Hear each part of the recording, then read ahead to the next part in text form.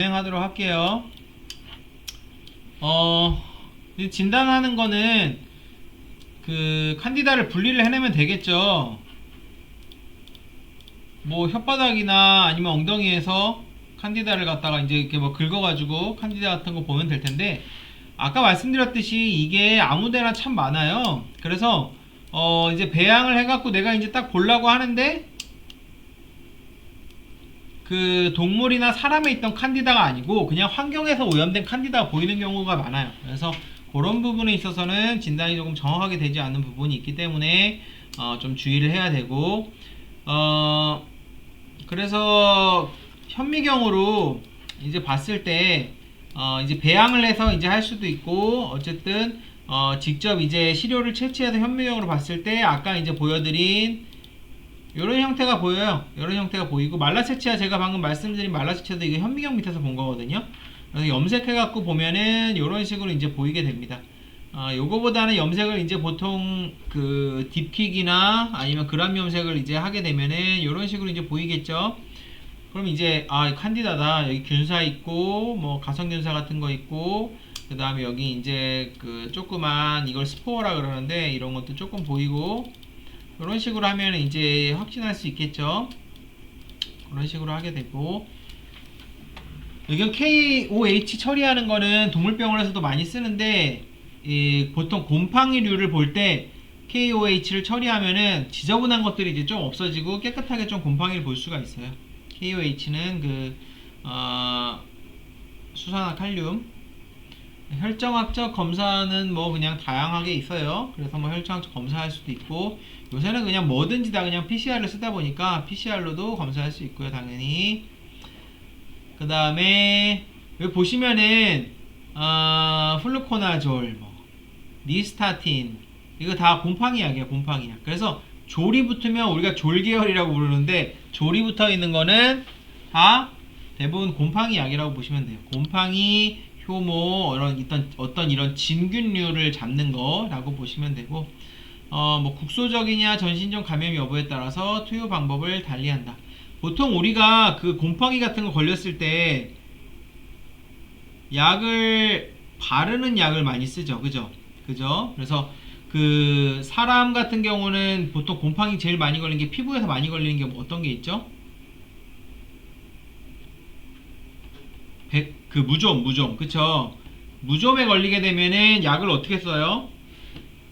뭐 라미실이라든지 이런 거 약 쓰게 되죠. 그런 것들이 어떤 졸 계열의 약이에요. 뭐 클로티마졸이니, 터비나피니니, 이런 약들이 이제 쓰게 되고, 그 다음에 그 질정 같은 걸 넣기도 하죠. 그쵸? 지렴 같은 게 있으면은 그런 것도 마찬가지로 곰팡이 죽이는 거고, 그런 것들은 다 이제 국소적으로 작용을 하는 거고, 뭐 플루코나졸이라든지 뭐 케토코나졸, 뭐 이런 케토코나졸은 사실 요새 거의 안 쓰는 약이고, 먹으면은 어떻게 되냐면은 그냥 전신적으로 이제 해갖고 곰팡이가 이제 죽이는 그런 원리라고 보시면 됩니다. 조류도 이제 칸디다증에 많이 걸려요. 아까 말씀드렸듯이. 그래서 이제 조류는 이제 걸리게 되면은 그냥 아예 도태를 시켜버리든지, 도태를 시킨다는 건 그냥 죽인다는 거예요. 아니면은 니스탄틴이라는 그 아까 여기 나온 그 곰팡이 약을 쓸 수도 있고, 그 다음에 여기 그 쿠퍼가 아니고 코퍼 같은데, 그 구리, 황산구리를 이제 아주 희석을 조금 해가지고 마찬가지로 그 조류한테 이제 먹여주게 되면은 이게 조금 효과가 있다고 합니다. 자, 그 다음으로 이제 나오는 질병은 이질이에요.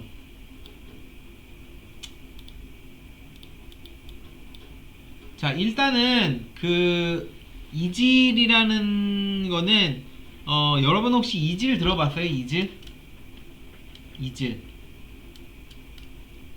이질은 그 제가 어렸을 때는 이질이라는 말이 꽤 많았어요.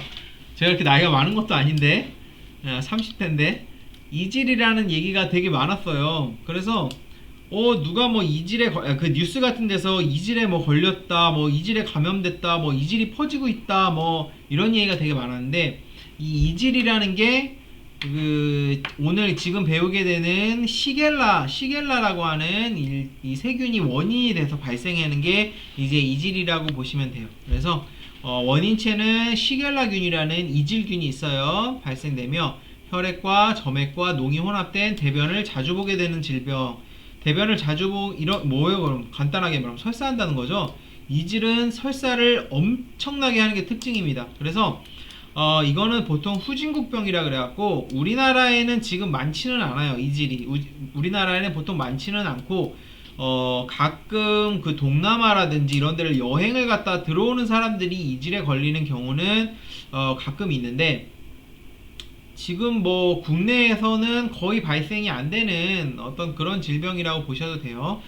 그래서 원인은 이제 시겔라라고 하는 세균이 원인이 되고, 모든 연령층이 걸리나 주로 성인에 많으며 특히 애들이 잘 걸려요. 애들이. 그래서 애들이 미친 듯이 계속 설사를 해요. 그러다가 제대로 그 증상을 잡아주거나 그러지 못하면 사망합니다. 왜 그럴까요? 설사를 엄청나게 한다 그랬죠. 설사를 엄청나게 하면 뭐가 제일 걱정될까요? 우리는 탈수가 걱정되죠. 탈수면은 애들 같은 경우는 탈수가 생기면 되게 위험해요. 그래서 애들은 탈수, 뭐 저혈당 이런 게 오면 상당히 위험합니다. 바로 응급이 넘어갈 수 있어요.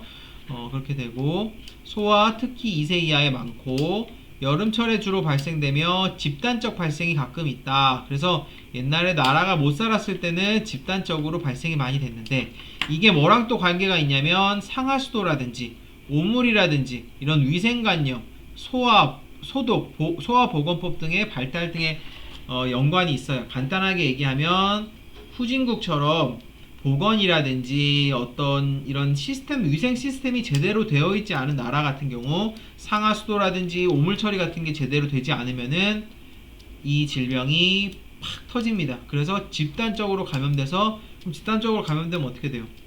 집단적으로 설사하고 애들 같은 경우는 못 버티고 죽고 그런 경우가 있는 거죠.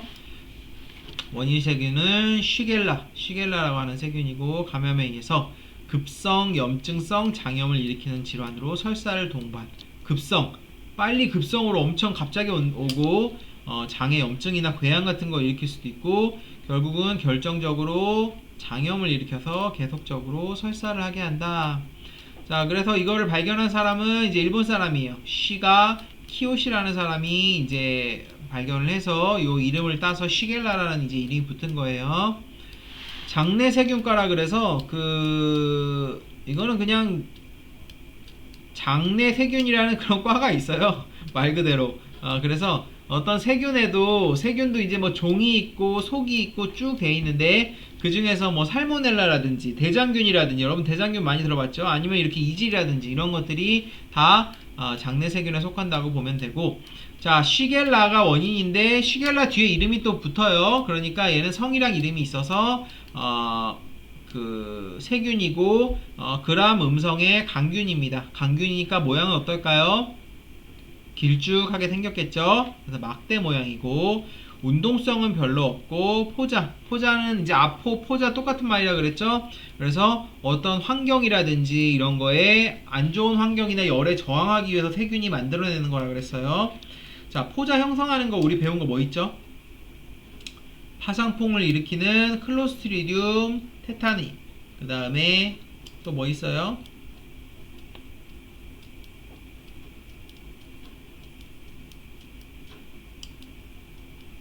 클로스트리디움 테타니랑 바실러스, 탄저를 일으키는 바실러스 앤스락스 같은 거. 바실러스류랑 클로스트리디움 그런 계열은 그 저기를 일으킨다 그랬죠. 저기 일으키는 게 아니고 그 아포를 이제 만든다고 했어요. 그래서 그런 애들은 아포를 만들고, 나머지 애들은 그럼 아포 안 만드는 거죠. 이런 애들은 아포 안 만들고, 그럼 잘 끓여 먹기만 하면 되겠죠. 물 같은 것도 기본적으로.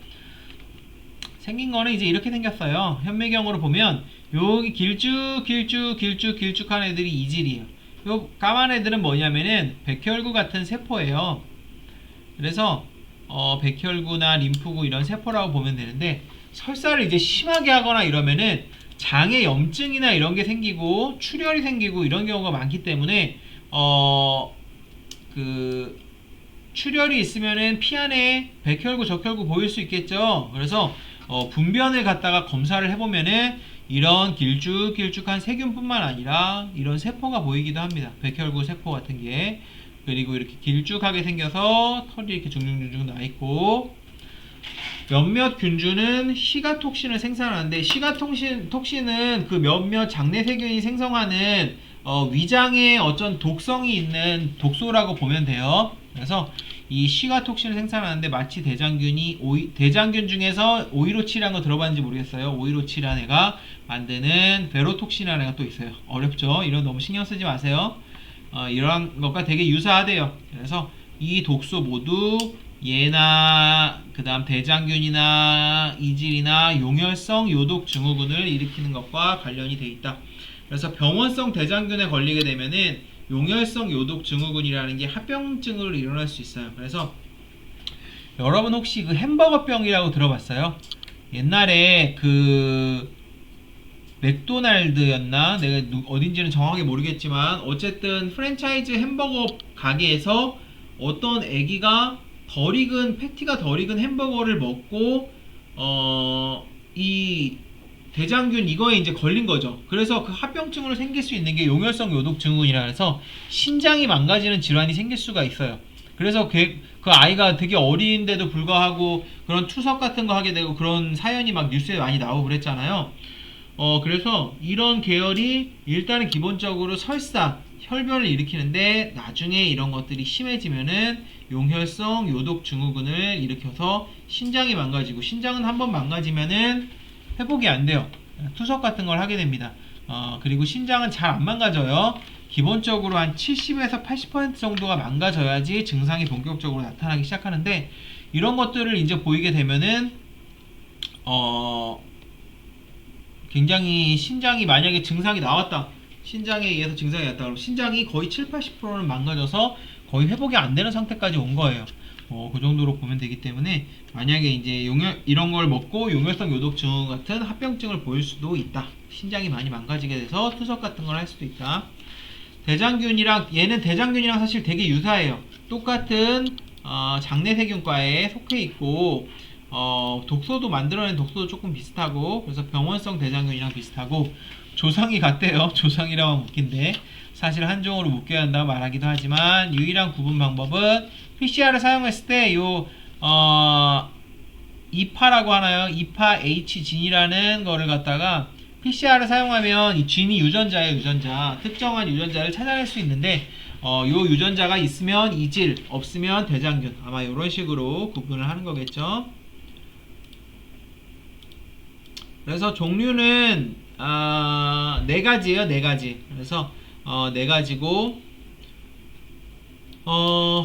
디센터리, 그 다음에 플렉스너리, 그 다음에 보이디, 소네이, 이렇게 네 종류 정도로 나눌 수가 있고, 그러니까 이거는 시겔라 디센터리, 시겔라 플렉스너리, 뭐 이런 식으로 성이랑 이름이 있죠. 세균이고, 일반적으로 이진균은 락토즈 발효균이 아니지만 소네이는 락토즈를 발현시킬 수 있으며, 선진국에서는 뭐 너무 복잡하게 보지 말고 선진국에서는 시겔라 소네이, 후진국에서는 시겔라 플렉스너리가 감염이 많다고 합니다. 그리고 시겔라 디센터리는 난민촌 등지에서 발생하는 이질의 원인균입니다. 난민촌 같은 데는 사람은 모여있고 위생은 좋지 않고 병이 한번 돌면은 심하게 돌 수 있고, 그리고 어떤 보건 체제 같은 거는 제대로 되지 않은 곳이니까 이런 것들이 한번 돌 수 있겠죠.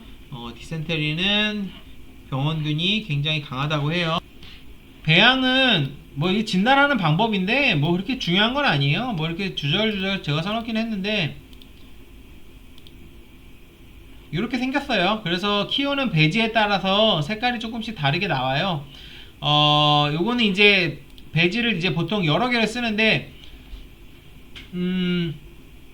메콩키라는 배지도 쓰고 SS 배지라는 배지도 쓰고 XLD라는 배지도 써요. 그래서 XLD는 이제 사실 되게 많이 쓰는 장내 세균과에서 많이 쓰는 배지인데, 요 한 3개 정도 이제 보통 같이 써서 그 세균을 그냥 찾아내는 과정이다, 이렇게 하시면 되고, 이게 이제 세균을 배양하는 배지예요. 세균은 어때요? 세포에서 꼭 살아갈 필요가 없이 무생물에서 살아간다 그랬죠? 그래서 여기에 이제 말랑말랑한 이제 한천이 있어요. 그래서 그 한천의 위에 안에다가 영양분 같은 걸 넣고 그 위에다 이제 세균을 뿌리면은 얘네들이 무럭무럭 잘 자라게 됩니다. 그래서 이런 식으로 이제 보통 자라게 되고, 어떤 배지에서 키우냐에 따라 색깔이 조금씩 이제 달라져요. 그리고 이런 걸 이제 선택 배지라 그러는데, 어떤 특정균을 선택하기 위한 거죠. XLD라고 이제 좀 유명한 배지가 있어요. 이 배지에서 이렇게 투명하게 나오면은 우리가 이걸 갖다가 시겔라라고 해요. 시겔라. 저기 이질로 우리가 구분을 하고, 만약에 까맣게 나오면은 요거는 살모넬라균이다. 이런 식으로 이제 구분하기 위해서 배지를 이제 사용을 하게 되고, 기본적으로 이거는 어떤 원리냐고 하면은 이 안에 이제 영양분들이 있어요. 그러면은 어떤 세균은 특정 영양분을 사용할 수 있고 어떤 세균은 이용을 못해요. 그래서 얘는 이용을 못해서 이렇게 하얗게 나오고, 얘는 이용을 하면서 그냥 까맣게 나오고, 이게 뭐 철 성분 같은 건데 이런 걸로 형성을 한다. 그 정도로만 알아두시면 될 것 같습니다. 자, 감염 동물은 이질균은 영장류나 다른 포유동물 감염에 특화된 세균으로서, 자, 이질도 지금 우리가 배우는 건 다 인수공통 전염병이잖아요. 이게 어디서 왔냐면은 원숭이에서 왔습니다. 원숭이에서 와서 사람이랑 원숭이에서 주로 감염이 되고, 원래는 사람의 전염병이지만 원숭이에도 감염이 돼서 2차적으로 사람에 대해서 감염이 된다. 이게 원숭이에서 이제 사람으로 왔다가 사람끼리 계속 감염이 돼요. 그쵸? 아까 어쨌든 사람끼리 이제 감염이 이제 본격적으로, 에볼라도 마찬가지였죠. 처음에 원숭이한테 왔죠. 그러다가 사람끼리 감염이 되면서 이제 문제가 많이 발생했죠. 이질도 마찬가지예요. 우리가 원숭이 살면서 얼마나 만나겠어요? 동물이랑 직접 접촉해서 감염되는 건 아니지만 감염된 사람에 의해서 계속 감염되는 거고, 자, 실험적으로는 쥐나 래트에 감염시킬 수 있다. 래트는 큰 쥐, 그냥 쥐라고 하면 우리가 마우스 조그만 거 얘기하는 거예요. 그래서 억지로 이 균을 갖다가 먹이면은 얘네도 설사를 한다.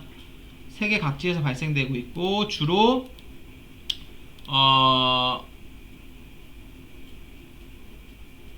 동남아라든지 이렇게 좀 더우면서도 좀 복원이 좀 떨어진 데서 많이 발생된다고 보시면 되고, 전파력이 엄청납니다. 증상은 뭐라 그랬어요? 이것저것 다 중요하겠지만 설사예요, 설사. 그래서 보통 뭐 건강한 사람은 경미하거나 무증상으로 넘어갈 수도 있고, 그런데 일단 발현이 되게 되면 증상이 열도 나고 구역질도 생기고 복통도 생기고 설사를 하게 되는데, 설사가 어떻게 한다고요? 점혈변처럼, 점혈변이라는 거는 혈변은 피가 섞인 거죠. 점이라고 하면 점액이 섞인 거예요. 그래서 점액성 변이 있고 수양성 변이라서 물설사처럼 나오는 게 있고, 혈액성 변이라고 해서 혈변이 있어요. 점혈변이라 그러면 약간 점액 같은 어떤 끈적끈적한 게 묻어 있는데 피도 있고, 그쵸? 그런 걸 우리가 점혈변이라고 할 수 있고, 출혈성 장염, 막 설사를 하는데 말 그대로 이제 피가 섞여서 나오고, 이급후증이라는 건 뭐냐면은 강아지나 뭐 사람도 마찬가지예요. 이거는 증상이니까 안절부절 못하는 거예요. 똥이 마려운 것 같기도 하고 안 마려운 것 같기도 하고, 또 앉아있으면 안 나오는데 뭐 안절부절 못하겠고 나올 것 같고, 막 이런 느낌. 그게 이제 이급후증이에요. 이급후증. 여러분들이 이제 나중에 동물병원에서 일하게 되면 이급후증에 대해서 들을 기회가 좀 있어요. 몇 번.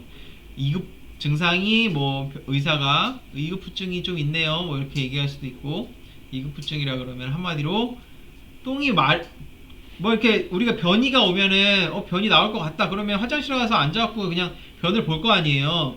근데 이급후증은 막상 또 그래 앉아있으면 안 나오고, 근데 또 화장실 나가려 그러면 되게 마려운 거 같고 안절부절 못하는 게 이제 이급후증이고, 대장에 이제 염증이 당연히 생길 수도 있고, 이거는 이제 뭐 아까 말씀드렸듯이 시가톡신이라는 게 장을 갖다가 망가뜨려요. 장을 망가뜨리는 과정에서 피라든지 점액이 섞인 설사나 혈변이 나올 수 있고, 심하면은 중추신경계 증상 같은 거 나올 수 있고, 아까 난민촌에서도 많이 생긴다는 살모넬라, 시겔라, 디센터리 같은 경우는 용혈성 요독증이랑 관련이 있다고 그랬죠. 그러면 이거는 잘못 걸리면은 합병증으로, 특히 어린애들 같은 경우에는 신장이 망가져서 투석을 해야 되거나 그런 경우가 생길 수도 있죠.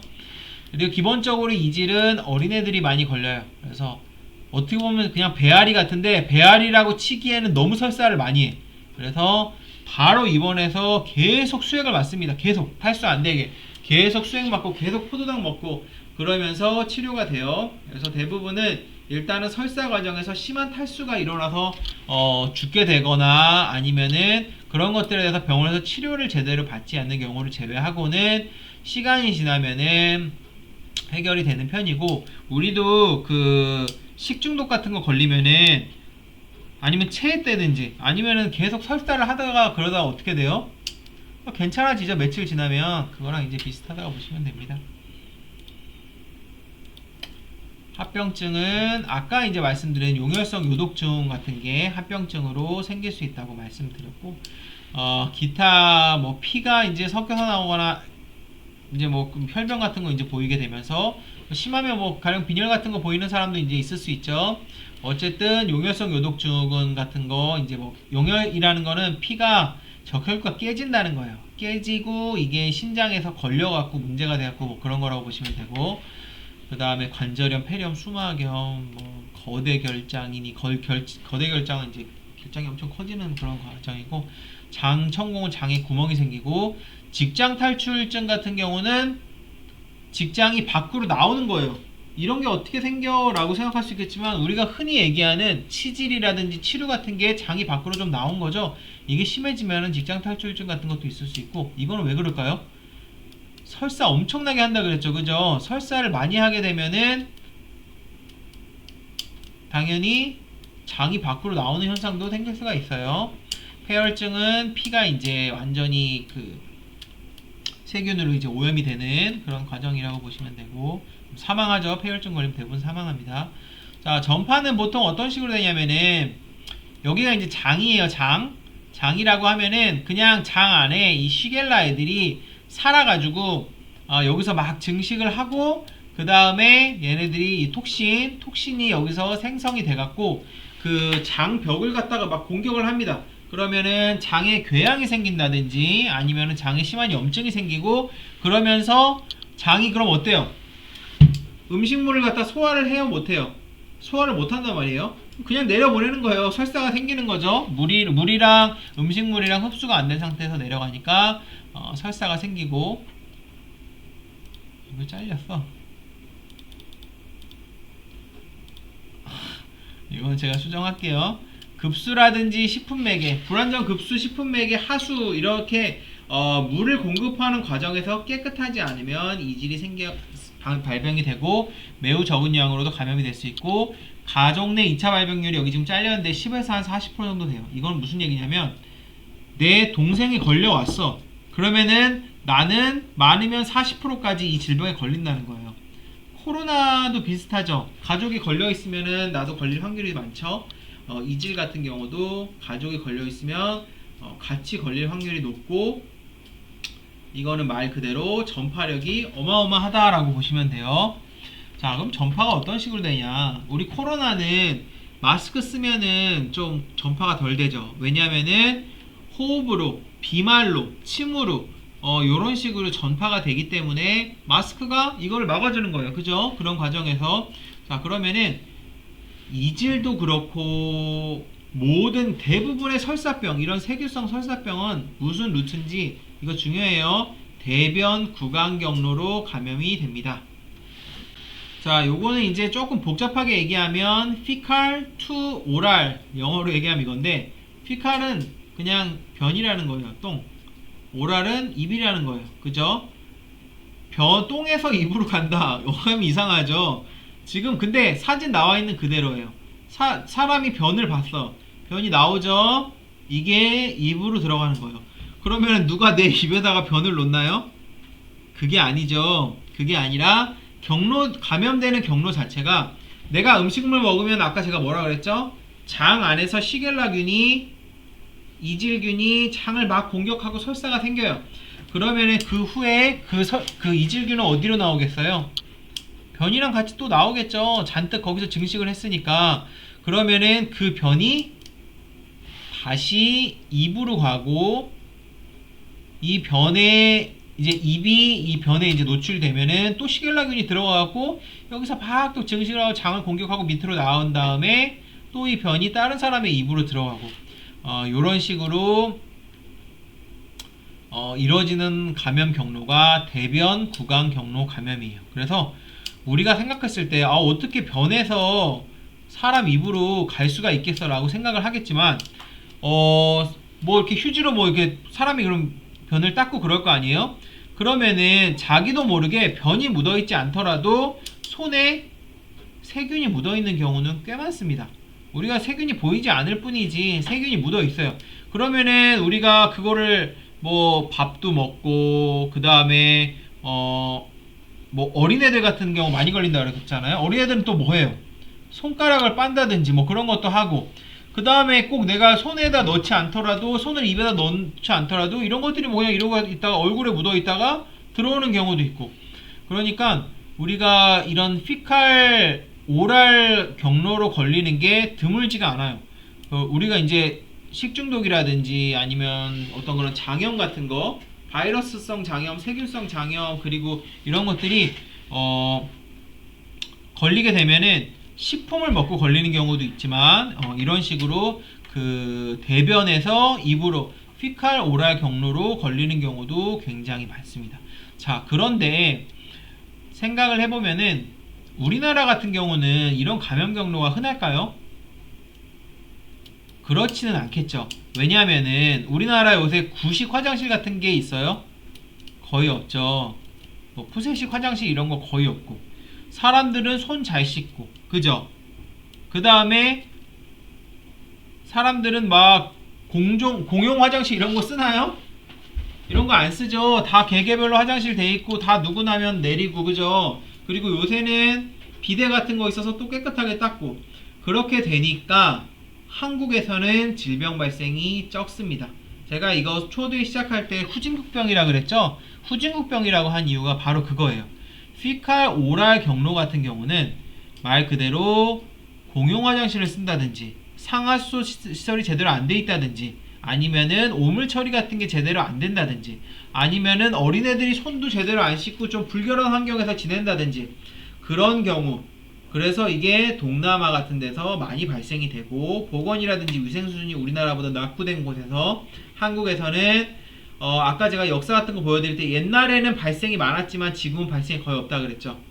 지금은 발생이 돼도 외국에서 동남아 여행하고 들어온 사람들이 걸려서 들어오는 그런 정도 경우밖에 없어요.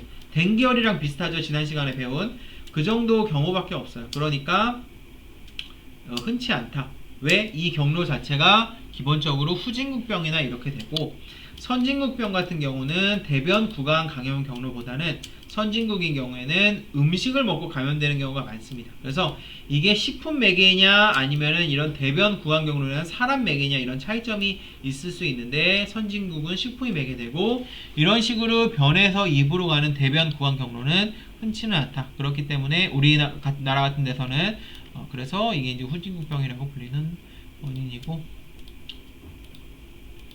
전 세계적으로는 사망자 뭐 매년 60만 명, 다 10세 미만, 40% 이상이 10세 미만, 그 다음에 이거는 이제 걸리게 되면은 세균이니까 항생제 쓰겠죠. 그래서 자꾸 쓰다 보니까 이것도 뭐 내성 생기는 경우도 많고, 근데 항생제를 쓰는 게 안 좋다는 얘기도 되게 많아요. 이 항생제 쓰면은 독소가 더 심하게 발현되는 경우도 있어서 안 쓰는 게 좋다 이런 얘기도 많고, 국내는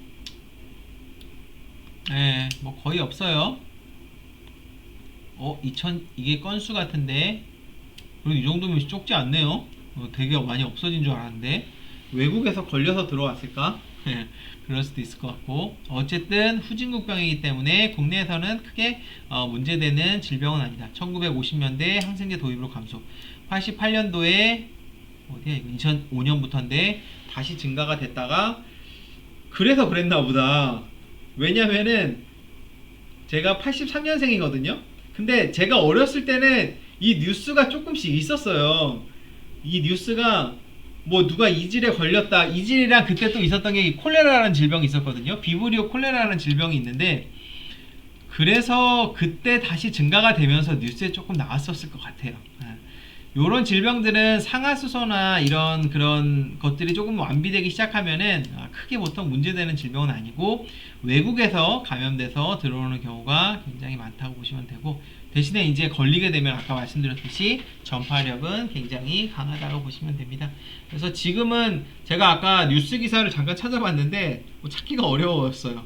그래서 여러분들도 한번 구글 같은 데서 뉴스 기사, 네이버나 구글 같은 데서 한번 찾아보세요. 이질은 그렇게 문제되는 질병이 아니다. 해외여행으로 인해서 질병이 이제 발생되는 정도, 그 수준으로 이제 보시면 되고, 해외여행 우리나라 동남아로 많이 가다 보니까 그때 했던 댕기열처럼 뭐 모기 같은 데 물려서 올 수도 있고, 아니면은 이렇게 뭐 질병 이제 발생돼서 올 수도 있는데, 해외여행 가면은 일단은 거기 있는 상하수도 시설이라든지 보건시설이라든지 이런 것들이 이제 물론 좋은 호텔에 묵고 이제 그럴 수도 있겠지만 조금 깨끗하지 못한 경우도 아무래도 많겠죠. 그래서 이제 발생될 수 있고, 검사는 아까 제가 그 배지에서 한천 배지 동그란 배지에서 까맣게 뭐 자란 거 그런 거 보여드렸잖아요. 투명하게 자란 거. 그것처럼 이거는 피칼 투 오랄이니까, 그러니까 그 대변 구강 경로기 때문에 어떻게 해야 될까요? 항문에서 대변에서 그 시료를 채취를 해가지고 그 배지에다 키웁니다. 그래서 뭐 메콩키, SS, 그 다음 아까 나온 XLD 배지 같은 데 키워가지고 보게 되죠. 그런 식으로 해서 검사를 하게 됩니다. 아까 보여드렸듯이 시겔라, 살모넬라 이런 식으로 배지에서 구분할 수 있고, 그 이질 같은 경우는 이렇게 투명하게 나오고, 살모넬라 이제 좀 있으면 또 배울 거예요. 기본적으로 탈수가 문제겠죠. 설사 계속하니까. 그래서 수분 전해질 같은 지지요법을 대증요법이죠. 한마디로 그렇게 하고, 그 다음에 항생제 먹여서 조금 감소를 시키고, 제일 중요한 건 뭘까요? 대변 구강 경로인데 이 루트가 되는 게 뭐겠어요? 대변이 바로 입으로 들어오진 않죠. 다 매개체는 손이에요. 손. 그죠? 손으로 대변을 뭐 휴지로 해서 닦고 나중에 밥을 먹다 들어오고 다 이 경로예요. 그러면 원인은 손이니까 결국은 손을 잘 씻어라. 그리고 일단 감염이 되면 이 사람은 당연히 격리시켜야 되죠. 변을 볼 때마다 계속 내뿜으니까. 그리고 아까 말씀드렸듯이 설사를 계속하니까, 설사를 계속하게 되면은 이게 물설사처럼 나오니까 그냥 생각해보면은 뭐 다리나 이런 데도 사실 변이 조금 묻을 수도 있는 거예요. 그죠? 그런 경로로 이제 감염이 될 수도 있고, 배양검사 같은 거 할 수 있고. 동남아 지역 해외여행 시 특히 주의해야 된다. 네, 중증 급성 호흡기 증후군부터는 다음 시간부터 하도록 하겠습니다.